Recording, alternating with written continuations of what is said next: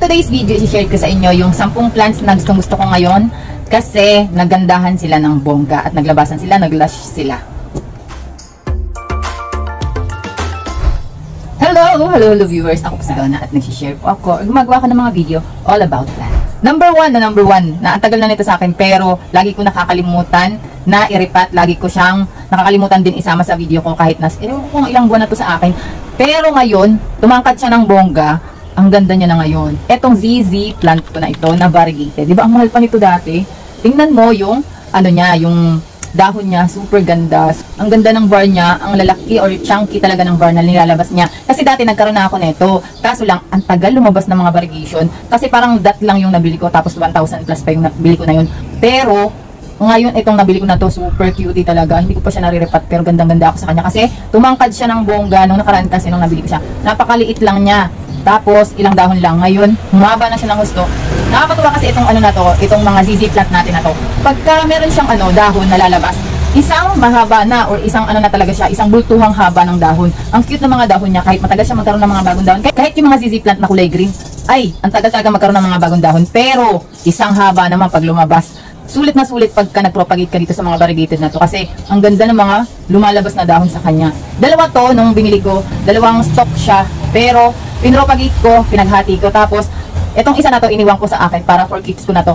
Ang ganda kasi ng variegation niya. Tapos mas lumaki siya or tumangkad siya nung pinutol ko siya sa kasama niya. Parehas kasi may parang mga kamote-kamote or kulay white na parang kamote dyan sa ilalim niyan. Kaya nakita ko pwede ko siyang i-propagate, kaya pinaghiwalay ko. Pero bongga lalo nung pinropagate ko siya, nung pinaghiwalay ko silang dalawa. Gumanda ng bongga itong naiwan ko sa akin. Tapos, ang nakukuha niyang lights ay maghapong sunlight. Dito ko siya sa pwestong nilalagyan ko ng mga propagation na kaya nang mag-thrive or may mga ugat ng kaunti. Doon siya gumanda. Kasi nung dito ko siya banda sa konti lang nakakuha ng lights, ang tagal niya magkaroon ng dahon. Number 2 na plants na bet ko ay itong Burle Marx Philodendron ko. Philodendron ko na ito. Kasi, nag-lush siya ngayon. Tapos, nung nakaraan video, hindi ko siya naalala na lush pala siya. Tapos parang nahugot ko lang siya bigla. Tapos nakita ko lash pala niya. Tapos ang dami niya na palang variegation. Kasi dati parang nung pinropagate ko siya, kaunti lang yung variegation na lumalabas sa mga dahon niya. Pero ngayon bongga. Ang gara nitong mga mga Burle Marx na to. Kung kailan niya gusto mong lumabas yung mga variegation, dun lang siya lalabas. Kahit ilagay mo pa siya sa mga talagang super bright na lights, 2 months mo pa siya o 1 week doon, ay hindi talaga nagkakaroon ng variegation. Pag gusto niya lang magkaroon ng variegation, ayaw niya siguro na pinapansin siya na inaantay siyang magkaroon ng variegation. Kasi yung mother plant nito, hindi ko inaasang magkaka-variegation pa kasi wala na talagang lumalabas na variegation. Ilang buwan na, parang mag-isang taon na ata, walang lumalabas na variegation. Puro mga green lang lumalabas. Aba, nitong mga nakaraang araw o linggo ata, super laki ng variegation. Chunky variegation, nagpo-full moon pa yung iba na lumabas na dahon sa kanya. Gandang-ganda ako. Kaya lang, kinakabahan ako baka maglusaw. Yun nga lang, syempre, itong mga Burle Marx na to, parang medyo matibay naman yung mga, parang nagfu-full moon niya kasi medyo may pagka-neon green yung full moon niya. Unlike dun sa white talagang lumalabas, talagang lusaw pag kulay white na white talaga yung lumabas sa kanya. Pero pag yan nag-yellow green lang na variegation, meron nga ngayong bagong Burle Marx na parang siya, yung neon var, mga ganon. Pero ang ganda rin ng variegation na yun. Parang siya parang minty bar ang tawag nila, minty var, ganon. Pero ganda-ganda rin ako. Pero medyo pricey pa kasi yun, kaya hindi pa siguro ako makakabili ng ganun. Ganun lang naman kasi, pagka rare pa masyado, wag muna natin bilhin kasi magmumura pa yan sa mga susunod na araw or na panahon. Tsaka natin sila bilhin pag abot kaya na. Number 3 na plants na gustong-gusto ko ngayon, na nag-lush na pala siya, na hindi ko napansin masyado. Ngayon ko lang siya napansin nung naghahanap ako ng gustong-gusto kong plants ngayon, na nag-iikot-ikot ako, ay itong, ayan, saan ba yan? Ayan. Yan, yung donkey's tail kong succulents. Ang ganda niya. Ang ganda ng mga, ng mga dahon niya. Tapos nag-lush na pala siya. Alam niyo ba, yung kwento niya nung binili ko, sa sa Benguet ko siya binili. Ang konti lang talaga ng mga dahon niya kasi naglagas siya pagdating dito sa akin. So, maganda pag bibili kayo ng mga succulents doon sa bandang Benguet or bandang malayo sa'yo. Tapos ibabalot nila yung halaman. Tapos i-LBC nyo. Naku, kailangan magaling magbalot yung seller nyo or maganda siya magbalot. Or nakikita nyo may ratings na siya na maganda siya magbalot. Kasi pagka medyo alanganin kayo sa seller, huwag kayong bumili ng mga ganyang succulents kasi maglalagas talaga siya ng gusto. Mauubos yung mga dahon niya. Pero ang maganda naman sa kanya, kahit maubos yung dahon niya, magkakaroon pa rin siya ng mga bagong dahon. Yung mga dahon niya, pwede mong i-propagate. Depende kung hindi masyadong laging natutunaw or laging nadidiligan. Kasi pagka ang propagation mo laging na-succulents pag laging nababasa, laging mong dinidiligan, lusaw yan. Pati yung mother plant yan, lusaw yan. Kailangan magtiis-tiis ka muna mas okay na mauhaw yung succulents kaysa ma-overwater kasi hindi mo na siya mapapabuhay ulit. Lalo na yung mga one leaf propagation na succulents. Ang ganda niya na ngayon, oh. Ang ginawa ko, sa ibabaw ko nilagay yung mga ano niyan. Lagas-lagas na talaga siya. Tapos parang 2 stock lang yung nabili ko sa kanya. Yung mga naglagas, nilagay ko dyan sa ibabaw ng paso. Ang ganda na niya ngayon. Naghabaan na siya ngayon. Magtatag-ulan na pero ready na yan kasi super rooted na yan. Parang ilang taon na yan sa akin, 3 taon na ata yan sa akin na succulents na yan. Pero ang ganda na niya ngayon. Hindi ko talaga siya napapansin itong mga, kahit noon pa hindi ko siya napapansin. Ngayon ko lang siya napansin nung naghahanap ako. Ang cute na mga dahon niya, pahaba. Tapos may mga ano siya, para talaga siyang tail or para din siyang burrito. Gustong-gusto ko rin yung burrito. Para talaga siyang buntot, no? Kasi para siya naghahabaan ng bonggang-bongga tapos kumakapal yung mga ano niya, yung mga dahon niya. Kahit maputol yung isang dahon, nagkakaroon ng bagong dahon doon mismo sa pinagputulan niya. Pero kung gusto niyo i-propagate siya, kunyari naglagas na, putulin niyo yung stem, tusok niyo yung stem sa hindi basang soil mix, mabubuhay pa yan siya. Number 4 na plants na gusto ko ay itong pink na kalanchoy ko. Pink butterfly kalanchoy. Marami akong naputol dito sa mother plant na to, pero hanggang ngayon gustong-gusto ko pa rin yung mga lumalabas sa kanya. Ang ganda ng kulay niya. Naka direct sunlight to, tapos walang selan to, kahit putulin mo, i-propagate mo diretso sa direct sunlight. Para siya mga Laxiflora na walang selan, kahit pagkaputol mo, direct sunlight na buhay sila. Nagkakaroon sila ng mga bagong ugat agad-agad. Wala pang 1 week, nagkakaroon na sila ng mga bagong ugat. Tapos ang maganda doon, mas nagiging yung kulay ng pink niya pagka naka-direct sunlight sila. Nagda-dark yung pink, nagkikislap-kislap yung pink, parang baby pink, ganun. Ang cute ng mga dahon niya. Bet na bet ko talaga tong mga pink kalanchoy ka na to. Kung naghahanap ko yun ng madaling alagaan ng mga succulents, ito yung bilhin nyo kasi walang selan to, kahit anong potting mix, direct sun, kung pwede rin siyang ilagay sa indoor, pero syempre pag indoor kasi medyo yung pink niya, nawawala yung pink niya, tapos pag galing sa indoor, wala siyang selan, kahit idiretso mo na sa direct sun, hindi siya malulusaw, hindi siya masisira. Tapos mas nagkukulay pa siya pagka naka-direct sun. Mas maganda ang kulay niya pag naka-direct sun. Number 5 na gusto kong plants ngayon ay itong Hoya icensis ko na to. Ang ganda ng dahon niya.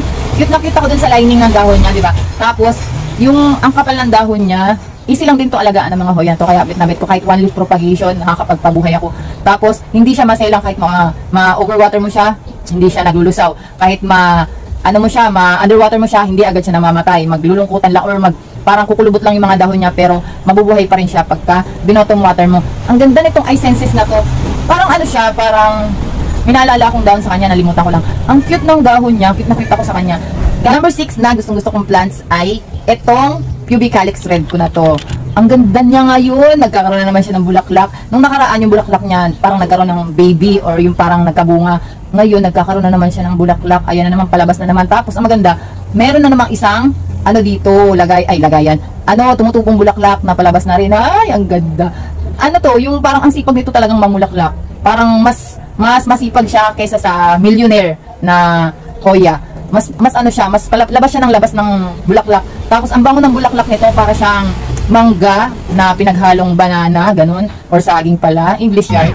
Tapos ang ganda ng kulay ng bulaklak niya, parang nagkukulay minsan nagda-dark red, minsan naman nagla-light red. Tapos parang buhay na buhay siya, nag-i-emboss kasi parang may mga balabalahibog yung bulaklak niya. Ang cute na mga bulaklak niya, kaya cute na cute ako sa kanya. Yun nga lang, syempre pagpalabas na tong mga bulaklak na to, huwag niyo siyang diligan ng diligan kasi lalo na yung flower niya, kasi mabilis siyang magatanggal. Itabi-tabi niyo muna, or kung magdidilig kayo, i-bottom water niyo muna para yung yung bulaklak niya hindi siya maglusaw or hindi siya maglagas. Number 7 na plants na gusto ko ngayon ay itong bakunawa ko na to. Itong Scindapsus bakunawa ko na to, akala ko hindi na siya magkakaroon ng mga variegation. Salamat na lang at nagkaroon siya ng variegation talaga ng bongga. Nag-umpisa yan sa mother plant na nabili kong kakaunti yung variegation. Akala ko hindi na magkakaroon ng variegation. Akala ko reverted na talaga siya kasi medyo nagtipid kasi ako. Dapat kasi pag gusto mo ng magandang variegation sa plants, huwag ka magtipid. Pag premium bar yung nabili mo, talagang 100% hindi ka magkakaroon ng revert na variegated plants. Pero pagka tinipid mo, ayun, medyo 50-50. Pero swerte pagka gumanda yung variegation ng mga plants mong variegated. Itong bakunawa ko na to, nagsimula sa 1 leaf propagation ko na merong var hanggang sa lumaki na lumaki. Yung dahon niya lumaki, tapos nagkaroon siya ng mga variegation. Ang cute na cute ako sa dahon kasi siguro tuwan-tuwa rin ako kasi nagkaroon siya ng variegation. Tapos nilipat ko siya ng paso, nilagyan ko na ng pool para gumapang siya ng gusto. Ay, gandang-ganda ako sa bakunawan na to. Buti na lang nagkaroon talaga siya ng variegation ngayon. Number 8 na plants na gustong-gusto ko ngayon ay itong Anthurium forgetii ko na to. Kasi syempre nung nabili ko siya, ang pangit ng dahon niya. Tapos may mga sira yung dahon niya. Ay, yung bagong labas niya ngayon. Ang lapad ng dahon, ang laki ng dahon. Tapos, ang cute! Cute na cute ako sa dahon. Cute ako sa dahon na to kasi wala siyang hati. Kasi di ba madalas yung Anthurium may hati sa gitna. Ito wala talaga. Yung top niya walang hati. Nakalimutan niyang magkaroon ng hati. Kaya siya tinawag na forgetii. Yun ba yan? Joke lang, hindi ko alam kung bakit tinawag itong forgetii. Hindi ko na-research yun. Pero, ang cute talaga ng Anthurium na to. Kaya binili ko rin siya nung nakaraan kasi gandang-ganda ako nito. Parang siguro mag-isang taon na to sa akin. Isang taon ba? Or less than. Ang ganda ng mga bagong dahon niya. Lalo na pagka makikita mo talaga yung forgetii or yung mga Anthurium, lahat ng Anthurium, pag nasinagan sila ng araw or ng lights talaga, kahit flashlight, pag nasinagan sila, ang ganda ng mga dahon niya kasi kumikislap-kislap. Meron siyang mga variegation na kakaiba. Kahit yung mga mumurahing Anthurium naman, yung mga katulad sa mga magnificum, pero mahal pa pala magnificum. Ang ganda ng mga dahon niya pag nakikislapan, lalo yung mga gitna niyang veins, cute na cute ako dyan. Number 9 na plants na gustong gusto ko or bet na bet ko ngayon ay itong si Hoya Rangsan. Itong galing sa Vietnam na nabili ko. Ay, kamahal-mahal pa pala nitong nabili ko na to. Akala ko mura lang siya nung nakapost. Tapos nung nabayaran ko na, mahal pala siya. Tapos nakita ko dun sa listahan, mahal pala siya. Itong Rangsan na to, yung parang meron siya mga variegation sa gilid, sa gitna, sa dahon niya. Ang ganda ng dahon niya. Crush na crush ko yung dahon niya na yan na may mga parang silver variegation na yan. Tapos sana mabilis itong magkaroon ng mga bagong dahon. Tapos maganda siya siguro. Sana i-propagate yung hindi siya maglulusaw or hindi magsesilan sa potting mix para maparami ko siya ng bongga.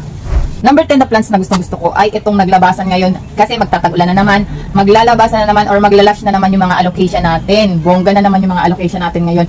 Ang cute nitong black velvet na to, yung mga babying dahon niya. Mother na mother plant na to kasi ang dami ko na propagate sa kanya.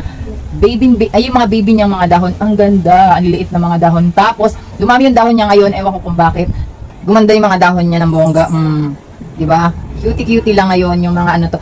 Sumakto siya dito sa pot kasi parang siyang malaki sa pot niya. Pero, ang laki kasi ng mga ugat niya dyan. Marami yan siyang ugat dyan. Kaya, sasakto lang yan siya dyan sa pot niya. Mother na yan kasi tingnan mo, ang dami ko na propagate yan. Bawat propagation natin sa mga alocasia, mas naglalash sila or mas dumadami yung growth point niya. Kaya, ganyan siya. Ang cute nga nito kasi parang nagkakaroon siya ng variegation. Ayan kaya siya naglusaw kasi may variegation yan dyan. Kasi di ba may alocasia ngayon na, or black velvet ngayon na parang nagwa-white siya. Ito parang ganun, nagkakaroon siya ng mga white bar. Pero hindi siya, nung binili ko siya, hindi siya variegated na alocasia. Kaya maganda rin siya i-propagate kasi mas dumadami yung mga dahon niya pag pinropagate siya. Ayan. Pero kung yung mga allocation nyo ay hindi gumaganda or yung parang laging dalawa yung dahon ng allocation nyo, meron akong effective tips na para sa allocation para mas maging last yung allocation nyo. Ayan, click nyo yung video na yan.